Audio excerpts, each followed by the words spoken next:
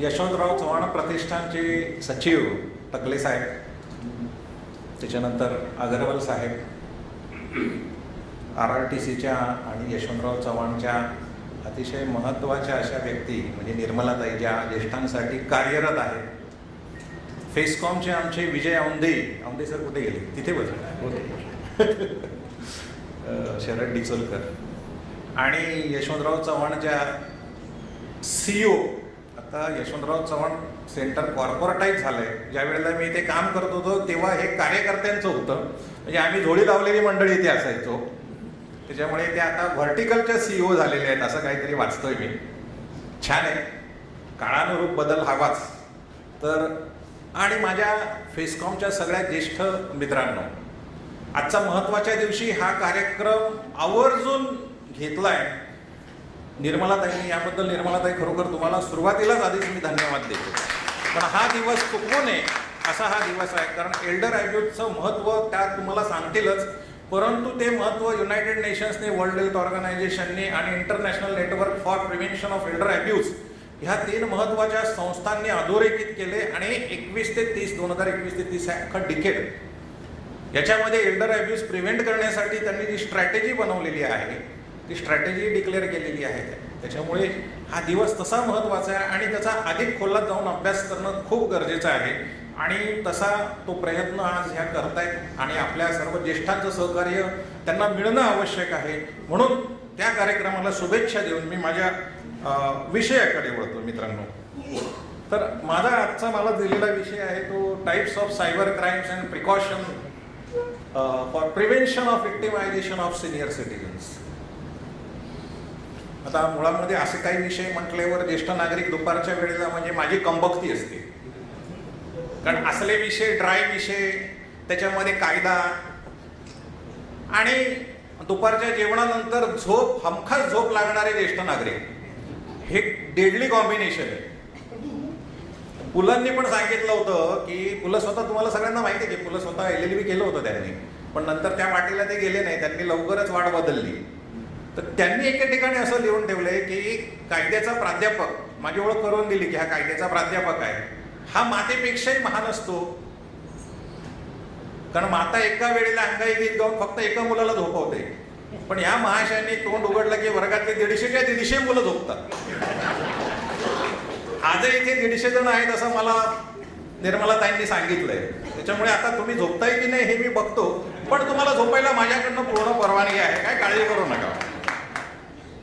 किचकट विषय आहे. अहो, अमेरिकेमध्ये सुद्धा लोक, तुम्हाला सांगतो, अमेरिकेमध्ये एक म्हण अशी आहे की चिनी भाषा, बीजगणित आणि कायदा या वाट्याला सामान्य माणसांनी जाऊ नये. म्हणजे अमेरिकेतल्या लोकांना सुद्धा कायद्याचा किती धसका आहे बघा.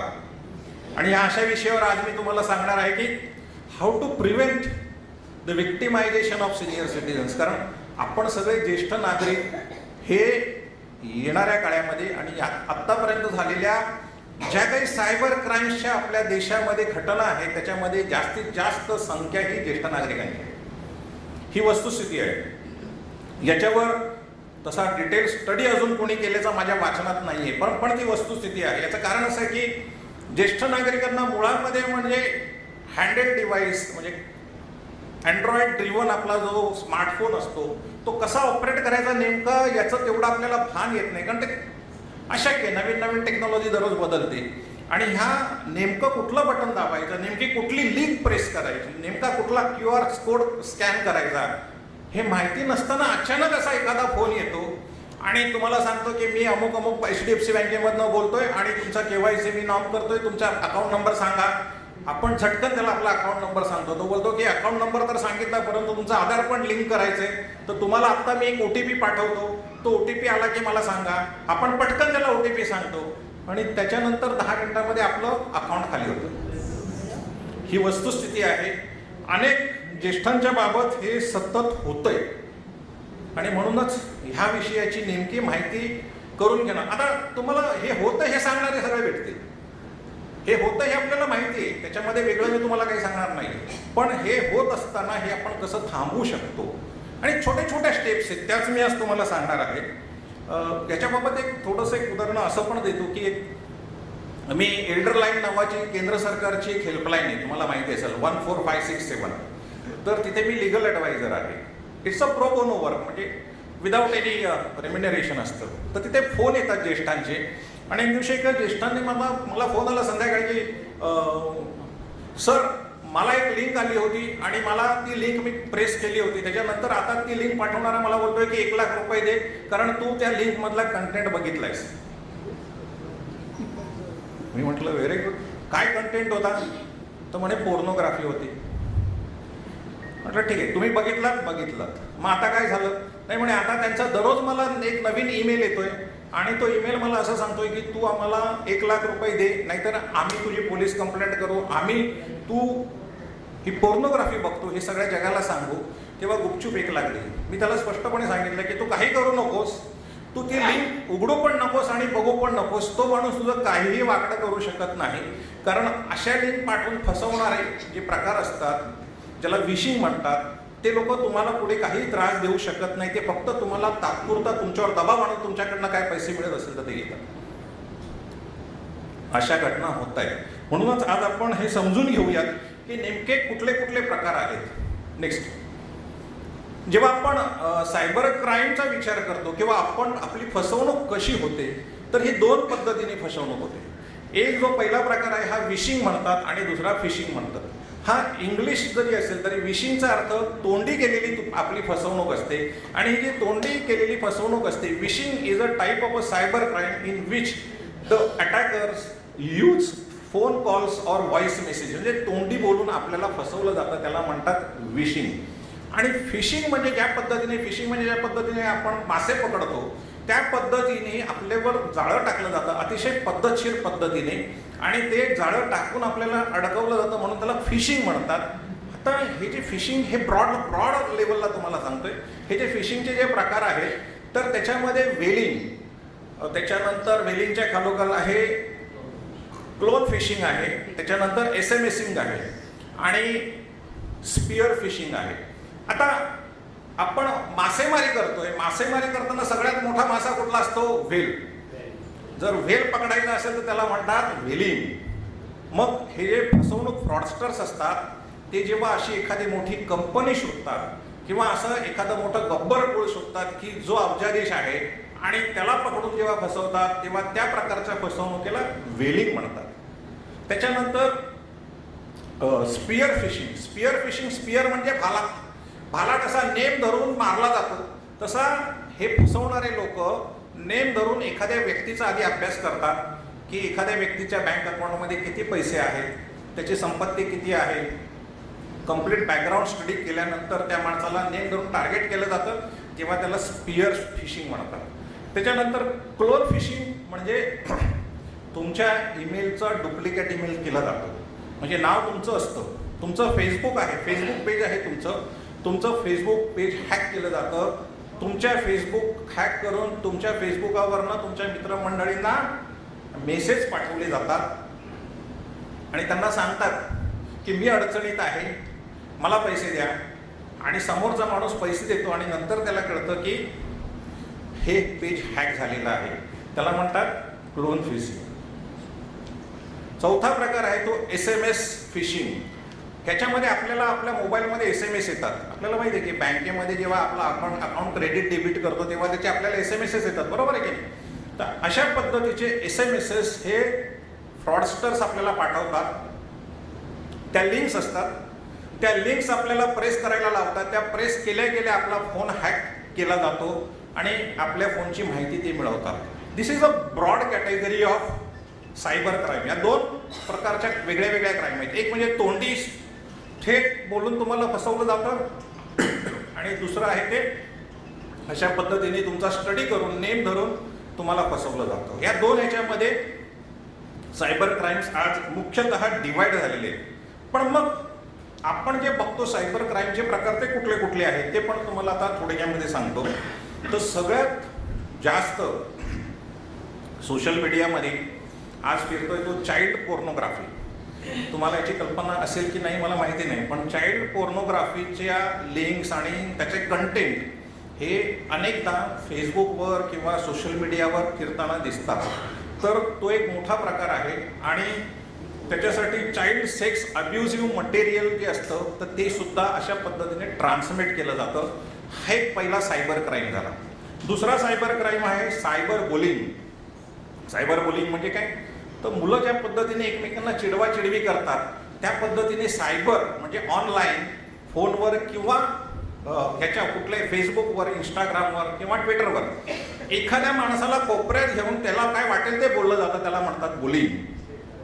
जनरली बुलिंग हा शब्द आपण शाळा कॉलेजेसमध्ये बघतो की मुलं एकमेकांना चिडवतात, परंतु सोशल मीडियावरचं बुलिंग एवढं पॉवरफुल झालेलं आहे की आज सायकोलॉजीमध्ये काम करणारे माझे मित्र इथे सांगतील की ह्या सोशल बुलिंगमुळे अनेक ॲडॉलसंट मुलांनी जीव दिलेला आहे. And that is why this cyber bullying is one of the deadliest thing that we must be aware of. त्याला म्हणतात सायबर बुलिंग. आता हा सायबर बुलिंगचा प्रकार हल्ली राजकारणात सुद्धा आलेला आहे. प्रत्येक राजकीय पक्ष ज्यांच्या मनामध्ये काही वाकडे विचार आहेत ते एखाद्याला कोपऱ्यात घेऊन धुतात, काय वाटेल ते बोलत असतात, त्याचा इन्सल्ट करतात, काय वाटेल ते चाललेलं असतं. तो देखील सायबर बुलिंगचाच प्रकार आहे, लक्षात घ्या. त्याच्यानंतर सायबर स्टॉकिंग. स्टॉकिंगचा अर्थ काय, पाठलाग करणे. सायबर स्टॉकिंगचा अर्थ काय की सोशल मीडियावर पाठलाग करणे. आता सोशल मीडियावर पाठलाग कसा केला जातो, तुमचं इंस्टाग्रामचं अकाउंट आहे, तुमचं फेसबुकचं अकाउंट आहे, याशिवाय तुमचं ट्विटरचं अकाउंट आहे, व्हॉट्सॲप आहे. जिथे जिथे तुमची अकाउंट्स असतील तिथे तिथे तुमचा पाठलाग करून सिस्टमॅटिक पद्धतीने तुमच्या मनामध्ये भय निर्माण होईल अशा पद्धतीचा हा पाठलाग असतो. आणि ह्याचा सगळ्यात जास्त स्टॉकिंगचा त्रास हा महिलांना होतो. आणि काही विकृत मनोवृत्तीची माणसं अशा पद्धतीने सतत सायबर स्टॉकिंग करतात आणि त्याच्यामुळे सुद्धा महिलांवर आणि मुलींवर होणारे जे मानसिक परिणाम आहेत ते सुद्धा अतिशय गंभीर आहेत. तुम्ही विचार करा, तुमच्या आजूबाजूची कुठली मुलगी किमान Instagram account, Facebook account, 3-4 account तरी तिची असतातच. आणि त्या फेसबुक अकाउंट असो, इंस्टाग्राम अकाउंट असो किंवा ट्विटर असो, सगळीकडे त्यांना सतत स्टेटस बदलायचं असतं. They are always out to show that they are doing something. They want to make their presence felt. ही जी मानसिक भावावस्था प्रत्येकाची असते, मुलींची असते किंवा मुलांची असते, तर ह्या सगळ्यामध्ये मुलींना शिकार केलं जातं सायबर स्टॉकिंग करून सुद्धा. म्हणून cyber stalking is also a very important crime which has to be looked into. त्याच्यानंतर त्याहूनही धोक्याचा आणखीन अतिशय महत्त्वाचा आहे तो सायबर ग्रूमिंग. हा प्रकार तुम्ही ऐकलाय, भयानक प्रकार आहे. लहान मुलांना व्हॉट्सॲपवर आपण बघतो की 6 महिन्याचं मूल जेव्हा व्हॉट्सॲप बघायला लागतं तेव्हा आई वडील कौतुकाने बघत असतात. तो वर्षाचा होतो, 2 वर्षाचा होतो, व्हॉट्सॲप बघत असतो, इंटरनेटवर फिरत असतो, मुसाफिरी करत असतो आणि फिरता फिरता अचानक त्याच्याशी कोणीतरी मैत्री करतं. त्याला काही गोष्टी सांगितल्या जातात. सांगणाऱ्याची पद्धत नाही, सांगणाऱ्याची पद्धत एवढी प्रभावी असते की तो लहान मुलगा त्या सांगणाऱ्याच्याकडे ओढला जातो. आणि हे जे ग्रूमिंग लहान मुलांना केलं जातं त्यामध्ये लहान मुलांचा बरोबर दुर्व्यवहार तर होतोच. म्हणजे एकतर लहान मुलांना पोर्नोग्राफीसाठी वापरण्यात येतं किंवा लहान मुलांना ड्रग ॲडिक्ट बनवलं जातं किंवा लहान मुलांकडनं काही नको असलेली कामं करून घेण्यासाठी त्यांचं हे ग्रूमिंग केलं जातं. काही धार्मिक अतिरेकी लोक अशा पद्धतीने ग्रूमिंग करून लहान मुलांना टेररिस्ट सुद्धा बनवू शकतात. So this is a very concerning matter. त्याला म्हणतात सायबर ग्रूमिंग. आणि याच्यामध्ये असं होतं की तुम्ही विचार करा की 5-6 वर्षापासून त्या मुलाचं जर ग्रूमिंग सुरू केलं तर कालांतराने तो समोरचा म्हणून जे सांगेल तेच सत्य आहे आणि त्याच्या पलीकडे सत्य नाही यावर तो मुलगा पूर्णपणे खात्रीशीररित्या ठाम असतो. मग त्या मुलाला बदलणं आपल्या सगळ्यांना अवघड होतं.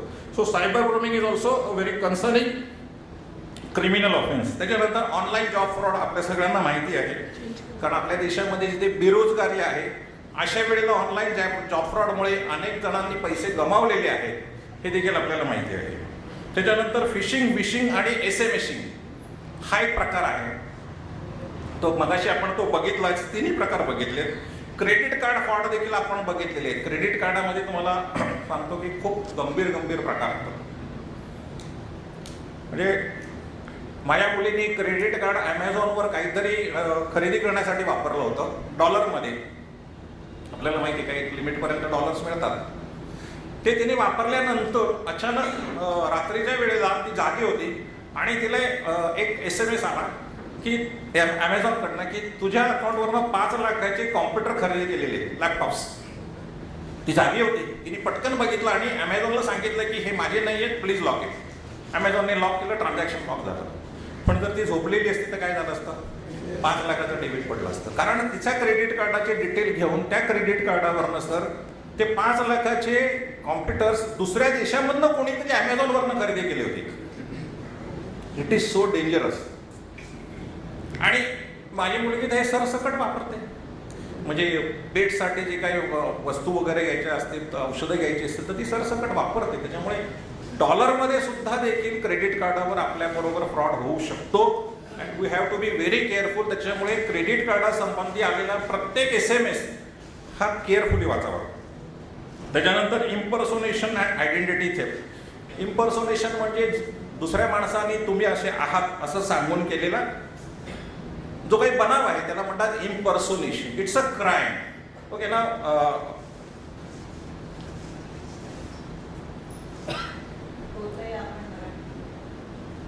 2 नंबरची स्लाइड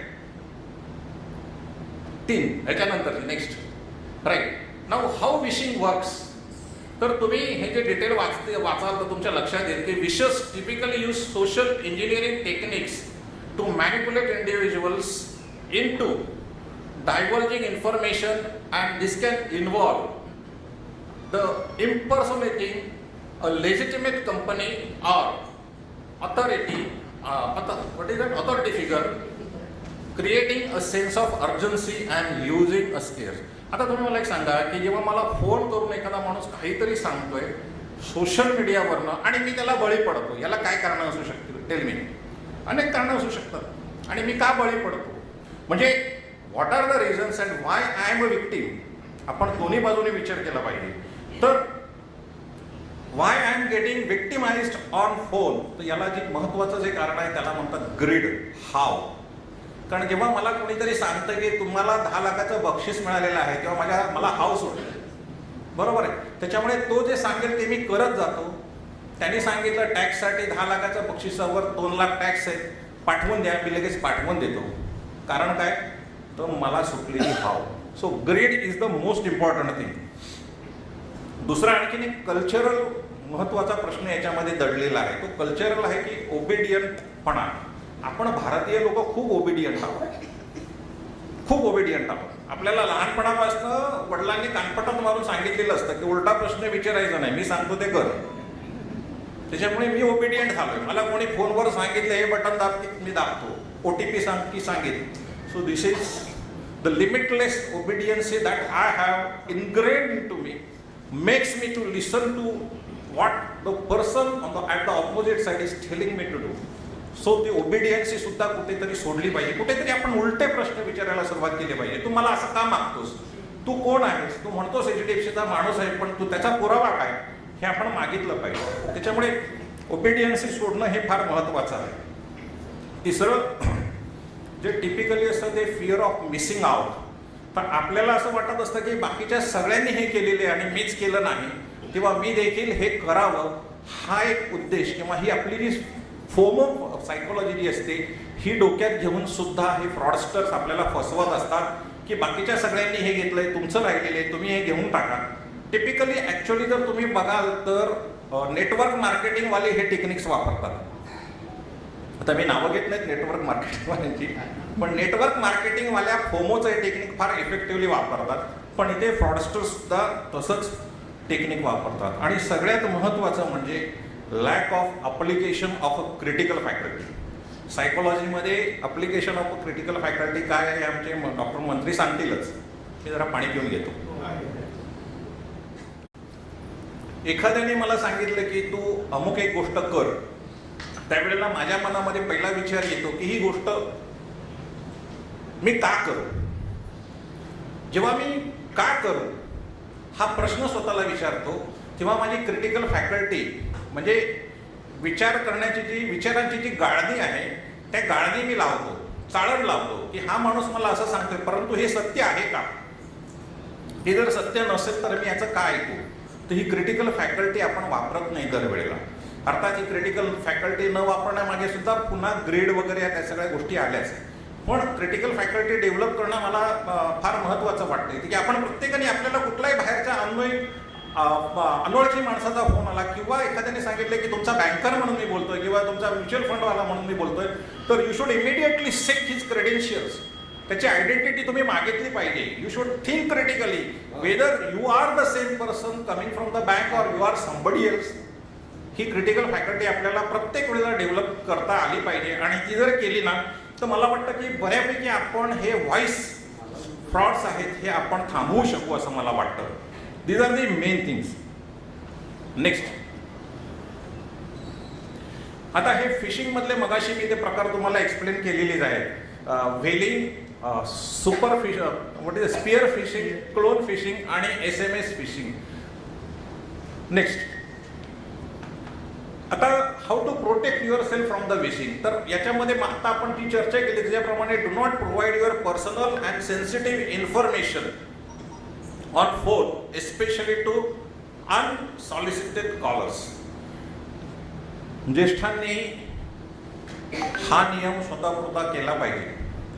मी आता गेले 5 वर्ष ज्येष्ठांच्या क्षेत्रामध्ये कार्यरत आहे आणि माझ्या असं लक्षात आलंय की ज्येष्ठ मंडळी म्हणजे they are the lame ducks, they are sitting ducks.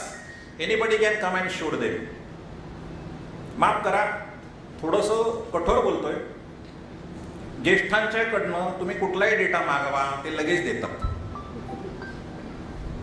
तुमच्यासाठी आम्ही काहीतरी मेडिकल कार्ड बनवतोय असं सांगत तुमच्याकडे कोणी आला की तुम्ही लगेच तुमची जन्मतारीख त्याला देता, लग्न केव्हा ते झालं ते, बायकोची जन्मतारीख देता, तुमचा रक्त गट काय आहे, तिचा रक्त गट काय, डायबिटीस आहे की नाही हे पण सांगून मोकळे होता, आर्थरायटिस आहे की नाही हे पण सांगता, मुलीचं लग्न कधी. अरे काय चाललंय? ज्येष्ठांनी कृपा करून आपली माहिती कोणालाही देऊ नये. ज्येष्ठ नागरिक संघ सुद्धा आज जी माहिती गोळा करतायत, I have been telling them की कृपा करून ही माहिती गोळा करू नका. याचं कारण असं आहे की तुम्ही जर ह्या ज्येष्ठांचा हा डेटा क्रिएट करताय तर हा डेटा प्रोटेक्ट करण्यासाठी तुमच्याकडे फायर वॉल्स आहेत का? एकाही ज्येष्ठ नागरिक संघाकडे नाही. पण सगळे ज्येष्ठ नागरिक सांगतात आम्ही डिजिटाईज झालो. अरे बाबा, तू डिजिटाईज झाला पण ज्यांचा जो डेटा आहे त्याचं काय? म्हणून कृपा करून डेटा संबंधी तुम्ही खूप जागरूक राहा. जन्मतारीख तर सांगू नकाच, पण तुमचा रक्ताचा गटही सांगू नका. कारण आज तुम्हाला तुमचा हेल्थ कार्ड देतो असं सुद्धा अनेक जण सांगतात. पण मग प्रश्न असा निर्माण होतो की ज्यांना आपण डेटा देतो त्यांच्याकडे इन्फ्रास्ट्रक्चर काय आहे? केंद्र सरकारने डेटा प्रोटेक्शन बिल बनवलेलं आहे, ते आता पार्लमेंटमध्ये पास होईल. ह्या डेटा प्रोटेक्शन बिलमध्ये तुमचा डेटा सुरक्षित ठेवण्याची जबाबदारी जो माणूस तुमचा डेटा घेतो त्याच्यावर आहे. ज्याला तुम्ही डेटा देता त्याला तुम्ही 6 महिन्यांनी किंवा दुसऱ्या दिवशी सुद्धा सांगू शकता की मी काल तुला माझा डेटा दिलाय, माझं नाव, माझा पत्ता, माझा फोन नंबर, माझा जन्मतारीख, माझा रक्ताचा गट दिलाय, but I don't want you to continue with my data. Please erase that data. You can tell him next day. हा नवीन कायदा आहे, हा येतोय. बहुतेक या सत्रामध्ये तो डेटा प्रोटेक्शन बिल पास होईल. कारण AI रिलेटेड स्कॅम्स आता मोठ्या प्रमाणावर होणार आहेत किंवा झालेलीच आहेत. त्याच्यामुळे डेटा प्रोटेक्शन बिल आल्यावर तुम्हाला प्रोटेक्शन मिळेल, पण तुमच्यामध्ये अवेअरनेस आधी असला पाहिजे. So be careful about sharing your data. MSCPच्या या डेटाच्या संबंधातली आणखीन एक SMS फिशिंगच्या संबंधातली आणखीन एक आपल्याला सिनियर सिटीजनला फसवणारी मध्ये लिंक होती ती MSCP वाल्यांची की तुमचं इलेक्ट्रिकचं मीटर आता आम्ही कापणार आहोत, ताबडतोब पैसे भरा. आम्ही लिंक पाठवतो, त्याच्यावर पैसे भरा. अनेकांनी पैसे भरले, 25-30 हजार आणि गेले. का? कारण आम्ही इलेक्ट्रिक शिवाय बसू शकत नाही, इलेक्ट्रिसिटी शिवाय. लाईट बंद झाली तर मी काय करू, माझा TV कसा बघू? आणि सगळ्यात महत्त्वाचं म्हणजे वायफाय बंद झालं तर माझं इंटरनेट बंद होईल याची मला टेन्शन असतं. त्याच्यामुळे त्या MSCB स्कॅममध्ये सुद्धा अनेक जण फसले, त्याच्यामुळे SMS-मध्ये सुद्धा फसले. So we have to protect our self by not giving data, by not trusting anybody, by not entertaining any unsolicited call. कुठल्याही अनफॅमिलियर माणसाचा कॉल तुम्ही घेतला नाही तरी चालेल. सगळ्यात महत्त्वाचं म्हणजे फोनमध्ये ब्लॉक करायचं जी सिस्टीम आहे ती तुम्ही शिकून घ्या. अतिशय सोपी आहे. तुम्ही कॉन्टॅक्टमध्ये वरती गेलात, 3 डॉट असतात, त्याच्यावर प्रेस केलात, ब्लॉक दिस नंबर येतो, तुम्ही ब्लॉक करून टाका. चौथा प्रकार म्हणजे कॉलर आयडेंटिटी. तुमच्या या फोनवर कॉलर आयडेंटिटीवाले काही सॉफ्टवेअर असतात, ट्रू कॉलर सारखे. ते जर तुम्ही बसवलेत तर कोण कॉल करतं हे तुम्हाला कळतं आणि you can decide not to whether to take or not to take it. So these are the ways we can protect our self from getting sucked into this fraud, this criminal frauds. बरं, आता समजा आपण असं गृहीत धरू की आपल्याबरोबर हा क्रिमिनल फ्रॉड झालेलाच आहे. आता काय करायचं? सगळ्यात मोठी भानगड आहे. हेच आपल्याला माहिती नाही, कारण अनेक जण इकडे तिकडे फिरत राहतात. माझा एक मित्र आहे, त्याला अचानक फेसबुकचा मित्राचा म्हणजे त्याचा एक मित्र, त्याचं फेसबुक पेज होतं आणि फेसबुकला एक मेसेंजर नावाचं SMS मेसेज ॲप आहे, तुम्हाला माहिती असेल. ज्या वेळेला तुम्ही फेसबुकला लॉग होता ना, म्हणजे लॉग होता किंवा फेसबुकवर तुम्ही अकाउंट उघडता, रजिस्टर करता, you are automatically registered into that messenger app, right. तसं त्या माझ्या मित्राचा फेसबुक पेज हॅक झालं होतं आणि त्याला समोरनं SMS आला मेसेंजर ॲपवरनं की अरे मला खूप अडचण आहे, प्लीज मला 10,000 रुपये पाठवून दे. आणि तो मित्र माझा खूप दयाळू वगैरे वगैरे आहे, त्याने 10,000 पाठवून दिले. 10,000 पाठवून दिले आणि नंतर अर्ध्या तासांनी त्याने त्याला फोन केला की अरे तुला पैसे मिळाले का? तो बोलतो मी कुठे तुला मेसेज केला होता, गेले पैसे. बरं, आता हा माझा जवळचा मित्र सेंट्रल गव्हर्नमेंटच्या सायबर क्राईम रिपोर्टिंग पोर्टलवर तक्रार कशी करावी माझा व्हिडिओ आहे, त्याला मी पाठवला होता, पण पठ्ठ्याने बघितला नव्हता. टाइमपास करत फिरला इकडे तिकडे, पोलीस स्टेशनला गेला, पोलिसांनी ॲज युजल त्याला हटलून दिला. 2 दिवस झाले, पैसे गेले, पैसे मिळायची शक्यता नाही. दिस इज व्हॉट हॅपन्स. आणि हे आपल्या सगळ्यांच्या बरोबर होतं आणि माझ्या स्वतःबरोबरही झालेलं आहे, लक्षात घ्या. पण मी काही पैसे पाठवले नव्हते. रिझर्व्ह बँकेमधले एक सिनियर ऑफिसर रिटायर झाल्यानंतर त्यांचं फेसबुक पेज होतं आणि एक दिवशी मला मेसेज आला की हाय हाव आर यू, क्या चल रहा है, अभी क्या कर रहा है. मी पण खुश झालो की त्याला साहेबांनी आठवण केली. कसं काय म्हटलं, साहेब तब्येत ठीक आहे सगळं वगैरे. नंतर तो माझा साहेब पलीकडनं हळूच बोलतो जरा पैसा मिलेगा क्या.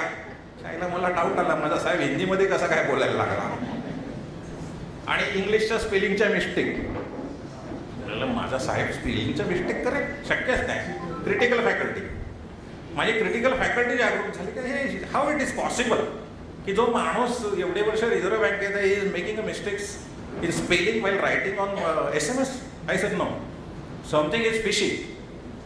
तर मी विचारलं who are you, तुला 10,000 कशाला पाहिजे? नाही ह्याला त्याला पाहिजे. परत स्पेलिंग मिस्टेक. मग मी त्याला 2-4 फुल्या लिहिल्या आणि पाठवून दिला, पॅक केला. आणि दुसऱ्या दिवशी ज्या माणसाचा फेसबुक पेज हॅक झाला होता त्याचा सगळ्यांना मेसेज आला आम्हाला की माझं फेसबुक पेज हॅक झालेलं आहे आणि असे मेसेजेस जात आहेत. Some people they have already paid, I request you not to pay. So this is what happens. So आपल्याला मुळातच हे बघायला पाहिजे की आपण प्रत्येक गोष्टीकडे आता कसं बघतो ते क्रिटिकली बघायची सवय लागली पाहिजे. जाऊ दे, लेट गो. आणि टेक्नॉलॉजीच्या बाबत आपलं जे थोडंसं जो आळशीपणा आहे ना तो देखील आपण सोडून दिला पाहिजे. बरं, हे सगळं झालं तर आपण काय करायचं हा मुद्दा आहे. मुळामध्ये त्याच्या आधी आपण एक बघूया की हे सगळं झालं तर कायदेविषयक तरतुदी काय आहेत. मित्रांनो, कायदेविषयक तरतुदी आपल्याला IT ॲक्ट 2000 मध्ये सापडतात आणि इंडियन पिनल कोडमध्ये सापडतात. आता IT ॲक्ट जो आहे, IT ॲक्ट 2000 जो केला होता त्याच्यामध्ये सेक्शन 66 हा ॲक्ट आहे, सेक्शन आहे.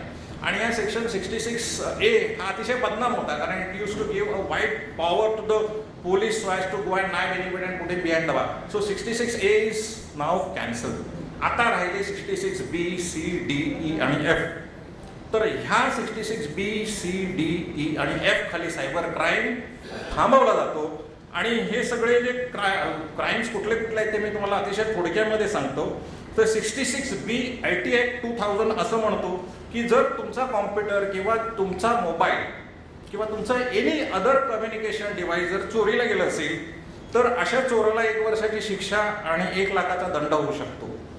IT Act 2000 खाली. ओके. 66C असं सांगतो की डिजिटल तुमचा पासवर्ड किंवा तुमची डिजिटल सिग्नेचर असेल ती जर कोणी हॅक केली तर त्याच्यासाठी 3 वर्षापर्यंतची शिक्षा आणि 1 लाखापर्यंतचा दंड होतो 66C प्रमाणे. आणि व्हॉट इज डिजिटल सिग्नेचर? ज्येष्ठांनो, व्हॉट इज डिजिटल सिग्नेचर?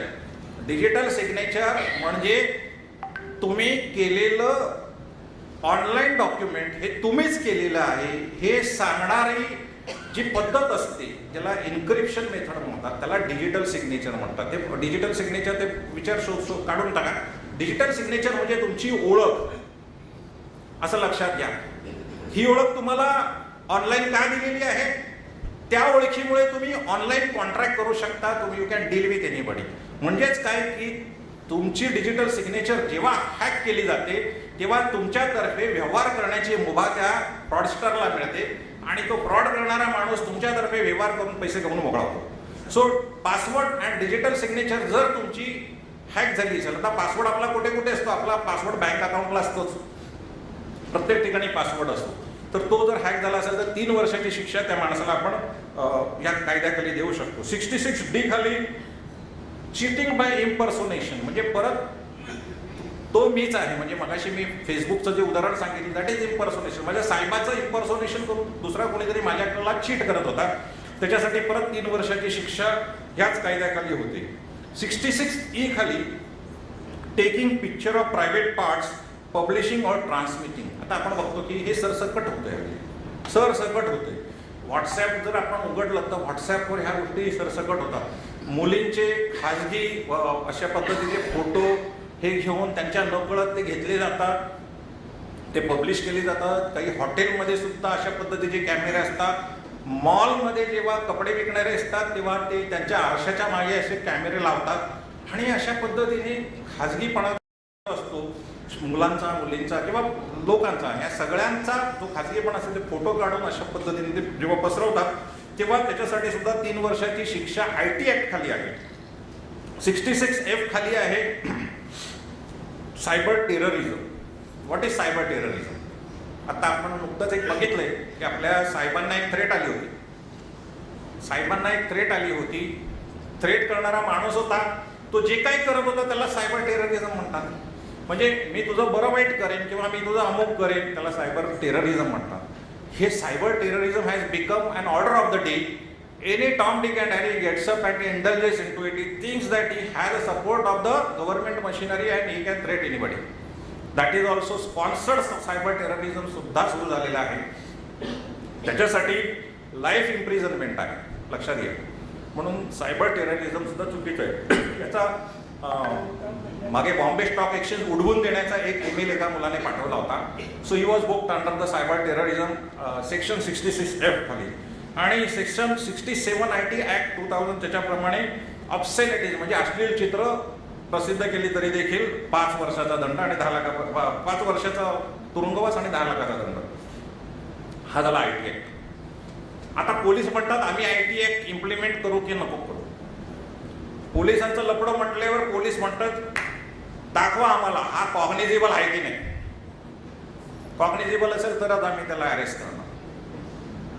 त्याच्यामुळे ती सगळे प्रकार येतात आणि बऱ्याचदा आपल्याला काही गोष्टी माहिती नसतात. म्हणून IPC मध्ये काय तरतुदी आहेत ते पण आपण बघून घेऊया. तर IPCच्या सेक्शन 292 मध्ये sexually explicit pictures of children, लहान मुलांचे चाइल्ड पोर्नोग्राफी जगामध्ये खूप धुमाकूळ घातलेले, आपल्या देशामध्ये धुमाकूळ घातलेले. तुम्ही जर क्लोजली हिंदी पिक्चर बघत असाल मधुर भांडारकरांसारखे त्याच्यामध्ये चाइल्ड पोर्नोग्राफीचे हे विषय येतात. You just look into it. काही OTT सिरीजमध्ये सुद्धा हे विषय येतात. This is not a subject which is something new to us. This is a very old subject. Child पोर्नोग्राफीसाठी सेक्शन IPC 292 खाली 2 वर्षाची सजा आहे. त्याच्यानंतर टेकिंग ऑब्सिन पिक्चर म्हणजे 354, आपल्याला माहिती आहे की IPCचा 354 हा विनयभंगाचं सेक्शन आहे, पण त्या 354ला आता सगळ्या अमेंडमेंट केल्यात ह्या सगळ्या सायबर क्राईम्समुळे. 354C मध्ये महिलांची ऑब्सिन पिक्चर घेणं म्हणजे अश्लील पिक्चर घेणं त्याच्यासाठी 3 वर्षाची शिक्षा आहे. 354D नुसार सायबर स्टॉकिंग म्हणजे मगाशी सांगितल्याप्रमाणे ऑनलाईन एखाद्या मुलीच्या पाठीमागे लागणे, इंटरनेटवर लागणे किंवा व्हॉट्सॲपवर लागणे, इंस्टाग्राम किंवा ट्विटर किंवा फेसबुक अशा पद्धतीने एखाद्या मुलीचा पाठलाग जर केला, त्याला स्टॉकिंग म्हणतात. स्टॉकिंग म्हणजे पाठलाग. तिला जर ती गोष्ट नको असताना मी जर तिचा पाठलाग केला तर it obviously becomes a crime. So त्याच्यासाठी 354D खाली सुद्धा 3 वर्षाची सजा आहे.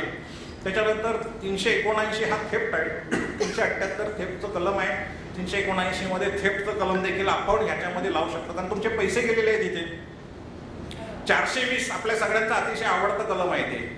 एकमेकांना आपण अनेकदा प्रेमाने 420 तू 420 असं बोलतो, तर त्याच्यासाठी सुद्धा ती 7 वर्षाची सजा आहे. दुसऱ्याला फसवणं हा गुन्हा आहे. फॉल्सिफाईंग डॉक्युमेंट्स म्हणजे तुमची डॉक्युमेंट्स चुकीच्या पद्धतीने दुसऱ्या माणसाने बनवली तर 7 वर्षाला तो आतमध्ये जाऊ शकतो. तर हे सगळं ह्या पद्धतीने आपण त्यांना सजा देऊ शकतो. पण मग सजा द्यायची असेल तर हे सगळं करणार कोण? तर सरकार. मग सरकारने जर हे सगळं करायचं असेल, नेक्स्ट तर सरकारने एक citizen financial cyber fraud reporting and management system बनवलेली आहे. आता ह्या सिस्टीमचं वैशिष्ट्य असं आहे की अंडर वन रूफ बँका आणि लॉ एन्फोर्सिंग एजन्सीज ह्यांचं टायअप केलेलं आहे. तुम्ही किंवा मी जर तक्रार केली तर सायमल्टेनियसली लॉ एन्फोर्सिंग म्हणजे पोलीस किंवा investigating authority they will start investigating the crime on the one hand. Simultaneously बँकांच्याकडे त्याचा रिपोर्ट जातो आणि बँकांच्या मध्ये जर त्या माणसाने फ्रॉडस्टरने तुमचे पैसे काढून घेतले, त्याच्या अकाउंटला जर ते पैसे असतील तर त्याच्या अकाउंटमधून ते पैसे त्याला दिले जात नाहीत, त्याच्या अकाउंटमध्ये ते पैसे फ्रीज केले जातात. अशी ही सिस्टीम आहे. त्याला म्हणतात citizen financial cyber fraud reporting and management system. फक्त ह्याच्यासाठी तुम्हाला एकच करायचं आहे की तुमची फसवणूक झाल्यावर 1 ते 2 तासाच्या आत, लक्षात घ्या 1 ते 2 तासाच्या आत ताबडतोब तुम्ही 1930 या फोन नंबरवर फोन करायचा. काय करायचं?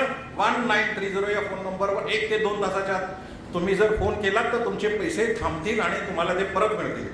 दुसरी गोष्ट अशी आहे की पोलीस FIR घेत नाहीत, म्हणून तुम्ही cybercrime.government.in या साईटवर जाऊन कंप्लेंट ताबडतोब फाईल करायची. cybercrime.government.in वर कंप्लेंट तुम्ही फाईल केल्यानंतर हे सगळी मशिनरी कार्यरत होते आणि तुमचे पैसे वाचतात. हे अर्ज तुम्हाला कसा करायचा हे जर तुम्हाला माहिती असेल तर तिथे माझा YouTube चॅनेल दिलाय, YouTube चॅनेल हँडल आहे बघा तिथे, आणि वरती लिंक दिलेली आहे. @advocate प्रमोद ढोकळे हा माझा YouTube चॅनेल आहे आणि ती लिंक दिलेली आहे. तिथे तुम्हाला cybercrime.government.in या साईटवर तक्रार कशी करायची हे कळेल. ती तक्रार तुम्ही केल्यावर तुम्हाला एक नंबर मिळतो. तो रेफरन्स नंबर घेऊन तुम्ही जवळच्या पोलीस स्टेशनला जायचा, तो नंबर द्यायचा. ते पोलीस स्टेशन तुमच्या हातामध्ये ताबडतोब त्याचा करस्पॉन्डिंग FIR देतील. They don't have to do anything, they have to just give you the FIR. So this is what is a approach that the government has taken to deal with the cyber crime. मित्रांनो, पण त्याच्यासाठी आपल्याला ताबडतोब पावलं उचलणं जरुरीचं आहे. शेवटच्या फक्त 2 गोष्टी सांगतो. एक म्हणजे हे सगळं करण्यासाठी दुसरीकडे RBIने सुद्धा आता इनिशिएटिव्ह घेतलेला आहे. कारण आपल्याला माहिती आहे की RBI is a important central financial agency in this country आणि RBIने वन नेशन वन ऑम्बड्समन ही स्कीम आता आणलेली आहे. त्याच्यामुळे वन नेशन आणि वन ऑम्बड्समन स्कीम जेव्हा RBI आणते तेव्हा हे जे फ्रॉड्स अशा पद्धतीचे फायनान्शियल फ्रॉड्स तुमच्या माझ्या बरोबर केले जातात त्याच्यासाठी डील करण्याची मशिनरी RBIची स्वतःची सुद्धा तयार आहे. तुम्हाला RBIच्या ऑम्बड्समन साईटवर जाऊन तक्रार करावी लागेल आणि RBIची जी साईट आहे ती आहे cms.rbi.org.in. याच्यावर जर तुम्ही गेलात तर तुम्ही ऑम्बड्समनकडे तक्रार करू शकता. ती तक्रार केल्यानंतर तुम्हाला त्याचा पुढची जी स्टेप असते त्याच्यामध्ये तुम्हाला तो जो ईमेल तुम्ही केलेला आहे तो ईमेल तुम्ही crpc@rbi.org.in वर फॉरवर्ड करायचा. तुमच्या बँकेचे डिटेल, तुमचं फसवणूक झालं त्याचं स्क्रीनशॉट, ट्रान्झॅक्शन ID सगळं तिथे पाठवू शकता तुम्ही. हे केल्यावर RBI कामाला लागते, कन्सर्ट बँकेला सांगते आणि कन्सर्ट बँकेमध्ये ज्याने तुम्हाला फसवलंय त्याचं बँक अकाउंट असतंच, तुम्ही बँक टू बँक ट्रान्सफर केलेले आहेत, मग त्याचे पैसे तिथल्या तिथे थांबवले जातात. ती बँक त्याचे पेमेंट करत नाही. The payment is put on the hold provided the fraudster हॅजंट withdrawn the money. So in order to get this benefit, what you have to do, you have to lodge the complaint immediately within an hour or so. तरच तुम्हाला तुमचे पैसे मिळतात. तो हा एक महत्त्वाचा RBIचा एक मुद्दा आहे आणि RBIची ही मशिनरी अतिशय चांगल्या पद्धतीने काम करते. फार मी डिटेल तुम्हाला सांगून आता तुम्हाला हे करत नाही. I will not take much of your time. त्याच्यानंतर आता मित्रांनो सगळ्यात महत्त्वाचा शेवटचा एक मुद्दा राहिला आहे की आपण पेमेंट कशावरनं करतो. सगळ्यात पॉप्युलर मेथड जीपे. भाजीवाल्याला जीपे, दूधवाल्याला जीपे, सगळ्यांना जीपे, बरोबर आहे की नाही. तर हे जे UPI ॲप्स आहेत, जीपे असो, पेटीएम असो, भीम असो, तर ह्या सगळ्यांचं मॉनिटरिंग कोण करतं. तो national payment corporation of India करते. तर NPCIने सुद्धा स्वतःची अशी साईट डेव्हलप केलेली आहे आणि तिथे सुद्धा आपण तक्रार करू शकतो. आणि NPCI आता if you have any complaint about Amazon pay, Paytm, Google pay, Bhim or anything else, तुम्ही NPCIच्या त्या साईटवर जाऊन तक्रार करू शकता. फक्त ती तक्रार केव्हा करू शकता हे तुम्हाला वाचून सांगतो. Then only you will understand it. म्हणजे गुगल पेद्वारे केलेलं तुमचं पेमेंट असेल त्याच्याबद्दलच्या तक्रारी, की तुम्ही transaction failed and amount debit, म्हणजे आपल्याला मेसेज येतो की ट्रान्झॅक्शन फेल झालंय परंतु आपली अमाऊंट डेबिट केलेली असते, त्यावेळेला you can go on NPCI and complaint. Incorrectly transferred to a different account, म्हणजे तुम्ही माझ्या अकाउंटला ट्रान्सफर करताय पैसे परंतु ते यांच्या अकाउंटला देत आहे, you can complaint with NPCI. त्याच्यानंतर ट्रान्झॅक्शन टाइम आउट हा एक सिग्नल येतो, बट अमाऊंट गेट्स डेबिटेड, त्यावेळेला सुद्धा तुम्ही हे करू शकता. त्याशिवाय तुमच्या अकाउंटमधून फ्रॉडुलंट पद्धतीने अशा पद्धतीने कोणी पैसे काढून घेतले असतील जीपेने, then also you can complaint. Transaction pending हे सुद्धा आपल्याला बऱ्याचदा येतं आणि लाखो रुपयांचं ट्रान्झॅक्शन पेंडिंग मला स्वतःला ते दिसलेलं आहे म्युच्युअल फंडांच्या बाबतीत वगैरे. So it really gives me the sleepless nights. अशा वेळेला देखील तुम्ही NPCIला जाऊन सांगू शकता की my UPI app has not function well, please take care and they look into it. त्याच्यानंतर ट्रान्झॅक्शन्स नॉट परमिटेड आणि ट्रान्झॅक्शन थ्रेशोल्ड एक्सिडेड, म्हणजे आपले जे लिमिट असतं 10,000च्या वरती झालं असे काही मेसेज असतात.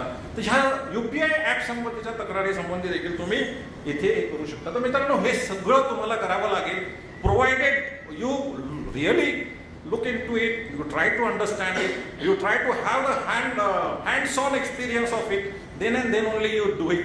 पण मुळामध्ये ही जी भीती आहे डिजिटल ट्रान्झॅक्शन्स किंवा डिजिटल डिव्हाइस हँडल करायची ती देखील तुम्हाला काढायला पाहिजे. मित्रांनो मला वाटतं की मी बराच वेळ बोललोय, असं जास्त वेळ बोलणं योग्य नाही. मला इकडे घसा माझा दुखतोय तरी पण मी बोलतोय, कारण माईक मिळाल्यावर मी कधीच थांबत नाही, माझी वाईट सवय आहे आणि त्याच्यामुळे मी बदनाम आहे बऱ्याच ठिकाणी. असाच एका गावामध्ये गेलो होतो आणि बोलत होतो बराच वेळ, बोलता कोपऱ्यातनं एक ज्येष्ठ नागरिक, तो देखील ज्येष्ठ नागरिकांचा मेळावा होता, हातात सोटा घेऊन आले, माझ्या जवळ आले. मला वाटलं की मारतायत की काय माझ्या डोक्यात. म्हटलं आजोबा काय तुम्ही काय माझ्या डोक्यात सोटा मारणार? नाही तू काय काळजी करू नको, तू आमचा पाहुणा आहे, तुला आम्ही काय करणार नाही, तुला कोणी बोलवलंय ते सांग. ती पाळी आता निर्मला ताईंवर येऊ नये म्हणून मी इथे थांबतो. धन्यवाद.